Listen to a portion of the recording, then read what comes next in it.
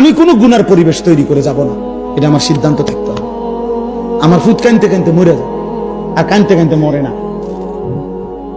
মেয়ে কানতে কানতে মরবে না, টেলিভিশন না দেখা হয় কতক্ষণ কানবো, চাইতে কান্দুক, মোবাইল তারা আমি দেখতে দেব না, হে কতক্ষণ কানবো, 2 ঘন্টা নাহলে 4 ঘন্টা। এরপর আসতে 2 দিন 4 দিন 10 দিন কানতে কানতে একদিন সে বুঝবে এটা আমারই দিবে না। কথা বুঝেন নাই? সে ঠিকই কি ফিরে আসবে।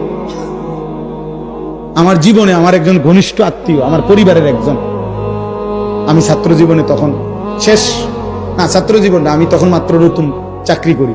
তা আমার ঘরের পরিবারের একজন, আমার ফ্যামিলির বংশের কাছের একজন, ক্রিকেট বিশ্বকাপ শুরু হয়েছে, তো হেতে একটা ছোট টেলিভিশন কিনে আনছে, ছোট্ট, এটা দিয়ে রাত্রে হেতে ক্রিকেট খেলা চাইতো। তো খুব ক্রিকেট খেলার ফোকাস ছিল সাউন্ডের আর কি। তো এইটা দিয়ে চাইতো, আবার লুকাইয়া বালিশের কভারের ভিতরে এটা রেখে দিত। আমি এটা টের পাইছি একদিন।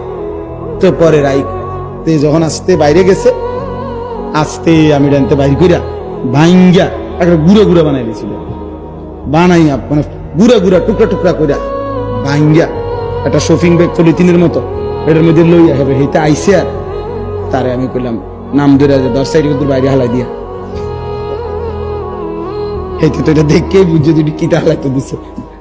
আর একটা শব্দ এতে জিগাইছেও না এটা কি, কেন ভাঙলেন, হেও আর কথা কইছে না, আমিও আর কোনো কথা বলছি না, যেটা ভাঙ্গরের আমার এটা ভাঙ্গা বলছে। অত বুঝছে যে আমার এটা দেখতে দিবে না। প্রিয় ভাই আমার, অতএব